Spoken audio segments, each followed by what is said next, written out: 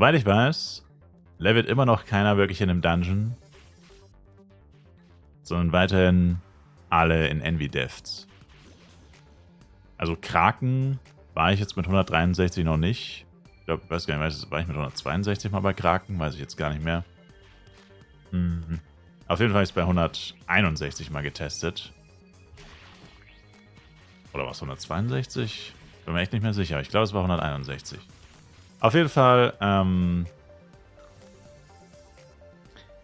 ist es so, dass die Mobdichte einfach, also für AOE, für 1v1 weiß ich jetzt ehrlich gesagt gar nicht. Kann ich schlecht beurteilen. Ich kann nur für AOE sprechen. Für AOE ist halt einer der wichtigsten Punkte leider Mobdichte. Und das hast du in einem Dungeon halt sau schlecht.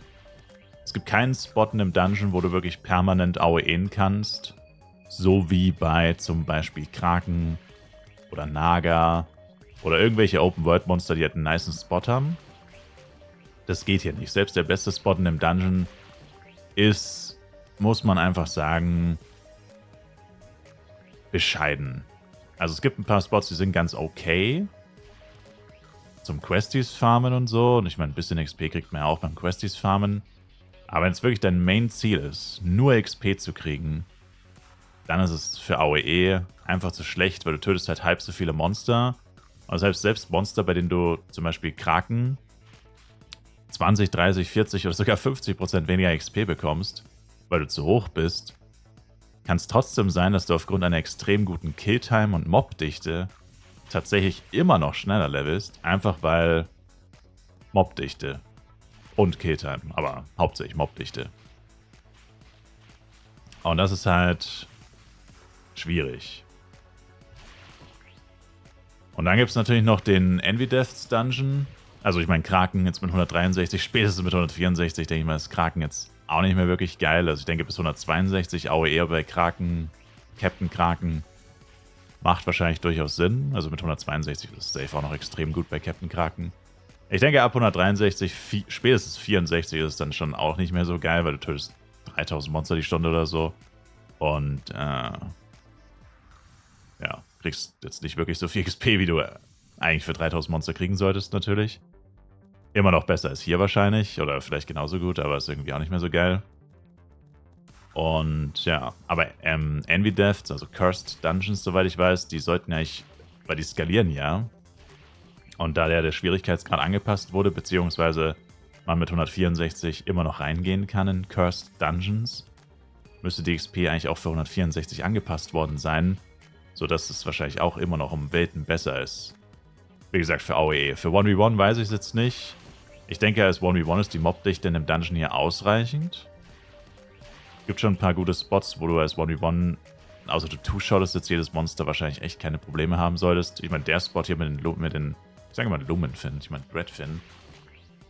Der Spot hier ist echt ziemlich gut. Also wenn du hier 1v1 bist, dann müsstest du schon wirklich insane viel Damage machen, dass die Mobdichte jetzt komplett scheiße wäre.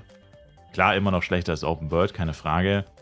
Aber verkraftbar. Also vor allem Blade und Ranger, hohe Reichweite bzw. Movement. Die haben hier wahrscheinlich kein großes Problem.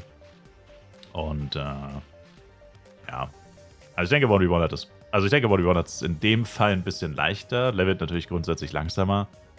Aber der hat halt nicht so diese Probleme, weil 1v1-Klassen sind jetzt nicht unbedingt darauf angewiesen, dass sie so krasse Mob-Dichte haben, weil sie ja auch nur die Hälfte der Monster töten müssen, um die gleiche XP zu machen.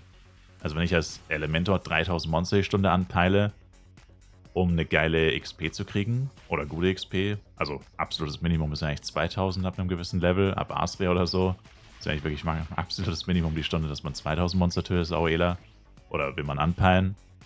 Und mit richtig gutem Equipment, wie gesagt, auch 3000. Und ein 1v1 killt ja niemals 3000 Monster die Stunde. Der killt höchstens 1500, wenn es hochkommt. 1000 bis 1500 wahrscheinlich. Und ich meine, wenn du die Hälfte der Monster töten musst, dann hast du logischerweise auch bei einer schlechteren Mobdichte bessere, also was ist besser, aber ja, dann läuft es einfach besser. Aber ich verstehe es halt nicht, weil ich wüsste jetzt halt nicht den Grund, warum sie die Mobdichte nicht weiter erhöhen. Bis halt auf, also was ich finde, würde Sinn ergeben in dem Dungeon hier jetzt speziell, dass man sagen würde, okay, man lässt jetzt die ersten Räume, also beziehungsweise den Hauptweg zum Boss, den lässt man jetzt so, wie er ist. Da packt man jetzt nicht so ultra viele Monster drauf, weil es sonst zu nervig wird, zum Boss zu kommen. Dann wirst du immer von 40 Argos angegriffen und dann beschweren sich die Spieler eher wieder darüber, dass es halt, ich will nur zum Boss, warum sind da 50 Agros so oder warum sind da 5000 Monster, ich sehe den Weg gar nicht, weil so viele Monster im Dungeon sind.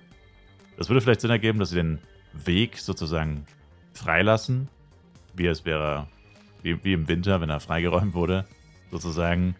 Aber immer dann, wenn du vom Weg weggehst, also von dem Main-Weg oder von den Giant-Räumen vielleicht, die kann man auch noch relativ freilassen, damit man in Ruhe die Giants machen kann, ohne auch davon 5 Millionen Agros angegriffen zu werden.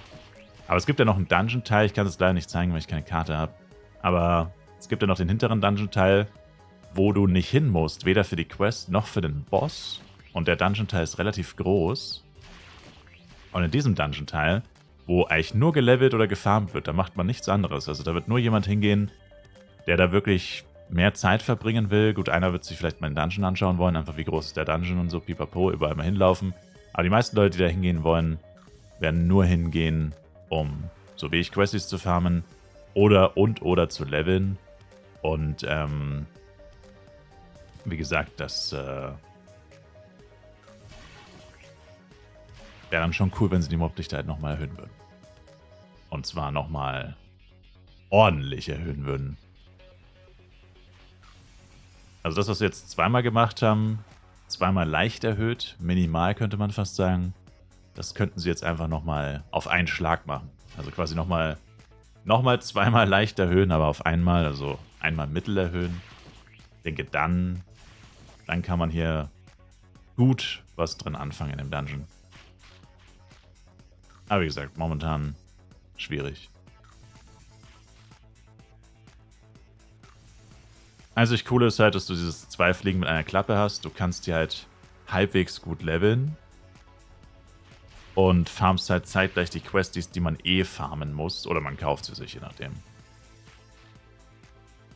Geht natürlich beides. Aber so grundsätzlich, das ist, sag ich mal, ein kleiner Bonuspunkt. Aber ich weiß es nicht. Ich glaube, viele Leute kaufen die Questies tatsächlich einfach. Oder farmen halt jeden Tag schnell die 20. Lassen sich da jetzt nicht wirklich zum Dauerfarmen einladen.